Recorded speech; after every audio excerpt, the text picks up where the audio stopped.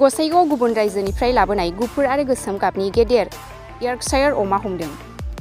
दिनै फुंनि 10 रिंगायाव गसाइगाव पुलिसा हमनो हायो मा 15 गुबुन रायजोनिफ्राय लाबोनाय गेदेर रोखोमनि यर्कशायर अमा। सोनाब बंगनिफ्राय सिखाव लामाजों लांबाय थानायावनो गसाइगाव पुलिसा फर्ड मबिलाव हमनो हायो बलेर' पिकआप बुंजासे अमा गारिखौ। हमनो मोननाय गारिखौ गसाइगावनि मि फिसिथाइ आरो फाहामथाय बिफाननि मावख'नि लांगोनायाव दोननाय जादों। हमजानाय गारिनि नम्बरा AS12CC1403।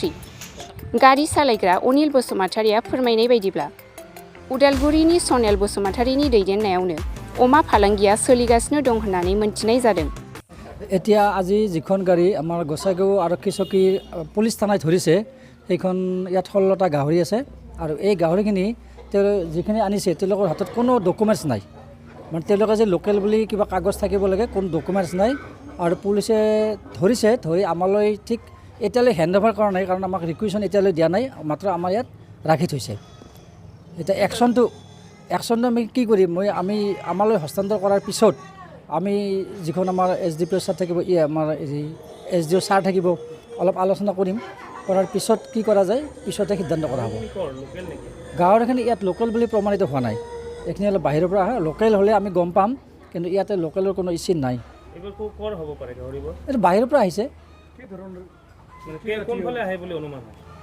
এই যিহেতু আমাৰ ইয়াত দুখনেই গেট আছে, এখন হ'ল বক্সিঘাট গেট, এখন শ্ৰীৰামপুৰ গেট। আমাৰ ইয়াত যিহেতু আহিছে হয়তো শ্ৰীৰামপুৰ গেটেৰে আহিছে। নাই, এতিয়া এওঁলোকে আহিছে অলপ ভিতৰৰ ৰাস্তাৰে, আৰু এতিয়া আমাৰ নেশ্যনেল হাইৱেদি আচলতে গাড়ী অহা নাই, আৰু আমাৰ যিটো চিমলটেপু আৰক্ষী চকী তেওঁলোকে পূৰা পহৰা দি থাকে, আৰু সেই গাড়ী আহিব পৰা নাই। এওঁলোকে ভিতৰৰ ৰাস্তাৰে আহি হাৰা পতা দি আহি সোমাই ইয়াত ধৰিছে, পদ্মবিলত ধৰিছে, পাব্লিকে ধৰিছে, আৰু পাব্লিকে গাড়ীখন আনি পুলিচক দিছে। গোসাইগাঁও এইটো গম নাপাম, সেইটো নাজানো, মানে সেইটো সেনেকুৱা আমাৰ লগত কোনো লিংক নাই। ইয়াৰ বজাৰ মূল্য 16টা গাহৰি, 16টাত 2.5 লাখ টকা হ'ব। এইটো বিদেশী জাতৰ গাহৰি, মানে লাৰ্জ হোৱাইট ইয়ৰ্কশ্বায়াৰ, লাৰ্জ ব্লেক ইয়ৰ্কশ্বায়াৰ থাকে। এতিয়া আমি অলপ শিথিল কৰি দিছোঁ, কাৰণ এতিয়া আমাৰ এই ফিল্ডত বহুত গৰুৰ বহুত বেমাৰ হৈছে, যাৰ কাৰণে আমি ইমিডিয়েট আমি ভেকচিনেশ্যনৰ ব্যৱস্থা কৰি আছোঁ। গতিকে আমাৰ এজন মানুহে সকলো ঠাইত কাম কৰিব নোৱাৰে, কাৰণ আমাৰ এতিয়া ফিল্ডখন, আমাৰ প্ৰথম গুৰুত্ব আমাৰ ফিল্ডখনৰ যদি আমি এনিমেলখিনিক কিছুমান বেমাৰৰ পৰা ৰক্ষা কৰিব পাৰোঁ, সেইটো আমাৰ টাৰ্গেট। সেইকাৰণে আমি এতিয়া আমাৰ প্ৰতিখন ডিছপেঞ্চেৰী প্ৰতিজন ষ্টাফে বৰ্তমান ভেকচিনেশ্যনত ব্যস্ত হৈ আছে।